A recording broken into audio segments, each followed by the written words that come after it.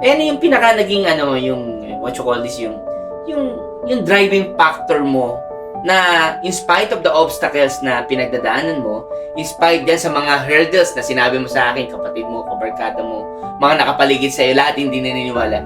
Ano yung nag-drive sa'yo na kahit nandyan lahat ng struggle na yan, eh, tumuloy ka pa rin? Ang nakikita ko palagi, Pres, yung family ko, yung tatay ko, na kailangan maparanas ko sa kanya yung buhay na masarap naman na buhay, like that. And hindi lang sa tatay ko. Bakit ano ba yung sitwasyon nyo ng pamilya nyo, ng kabataan? Bata pa lang po kasi, naulila na po sa nanay. Oh. Yes.